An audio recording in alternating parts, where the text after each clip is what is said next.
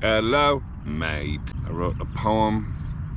I had this thought about, the only thing I regret is that in my life, when I look back, I really think about what's a truly regret is I could have loved more, been less self-concerned, been more concerned with others. But when you frame things like it's a regret or I could have done, then it's a shaming thing, and you're sort of turning off the frequency of love by even having thoughts like that. But it's more just corrective in that moving forward, I want to think of others before I think of myself more as an objective. It's difficult to do if you're living in trauma or if you're living from the level of the thoughts in your mind. Because if you're living from the level of the thoughts in your mind and our thoughts, I'm speaking for myself, but the thought form is more the sort of lizard brain, isn't the part where you're really authentically giving love to other people. That's coming from the witness consciousness, that sort of when you see that what resonates in me or what's eternal in me is what's eternal in others. But once you have that life raft of awareness, then the only thing you want to do is give that life raft to others, because you see that you can overcome suffering and you want to help other people overcome suffering. But if you yourself are suffering, then it's very difficult to act as if you're sort of concerned with others, because suffering makes you self-concerned and then brings on more suffering. It's like a demonic whirlwind that we can fall into. So if you can overcome your suffering by identifying as the witness of your thoughts rather than your thoughts, then you're in the position of sort of, maybe it's called the Godhead or something, the sort of space that's eternal. And I believe that space that's eternal in me really is identical in all of us. When people say, or when sometimes you hear, we are one, that's what I think that means. I think what I ultimately am is no different than what you ultimately are. Our differences are tattoos, or I'm wearing a cut-off shirt, or, you know, I run barefoot, like personality things that are fun, that are like spice. But when we identify with our separateness, then it turns into hell on earth. Like it's great. This outfit I'm wearing, I don't care. Actually, I like this shirt because it's from Photographiska and I did a thing, but that's a whole other thing. I do like this shirt, but that's good. But I don't care about the shirt. Like I don't care. The shirt is not my identity. Likewise, I kind of like who I am as a person. Not all the time, but I don't think who I am as a person, my personality, is anything more than really an illusion spun up by experience and sort of a figment of this world, a figment of consciousness. I think what I ultimately am is the consciousness that has manifested this personality.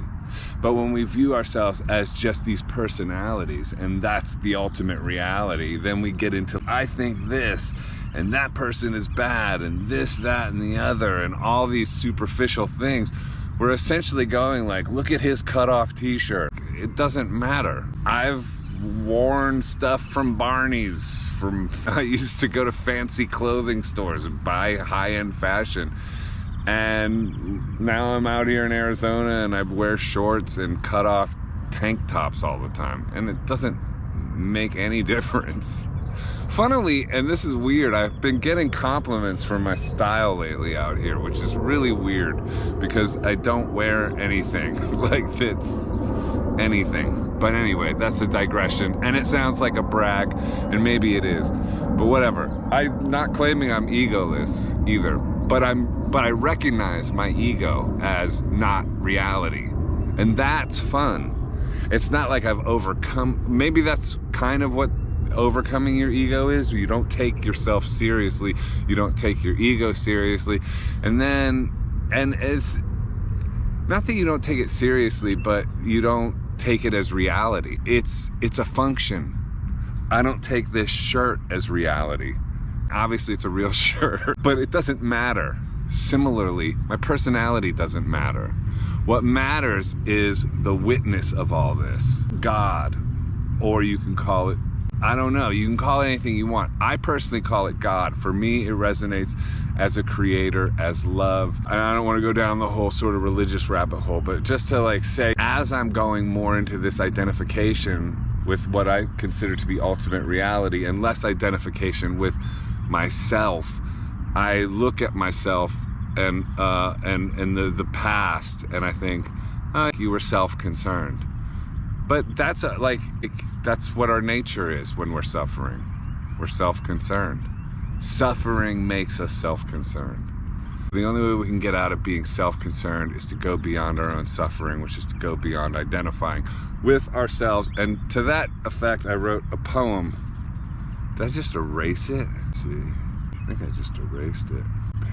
Okay, riding on the frequency of love, to live and love more fearlessly, to be here now more epically, to reach for the eternal more eternally, to achieve the act of just being more knowingly, to go beyond the mind into the unchanging ultimately, to breathe the air of now more presently, to see through the lies of division more decidedly, to live and love more fearlessly. Every day to wake up and lean into this reality beyond the illusions we create. We are but one consciousness blooming awesomely, riding on the frequency of love. And this comes into more fearlessness too, because when you don't identify as your sort of personality, your ego, you then can use your ego and yourself as like an avatar in a bigger game, because you're the witness. So you're like controlling yourself from on high, like on a remote control. We have metacognition, so we have the ability to do that.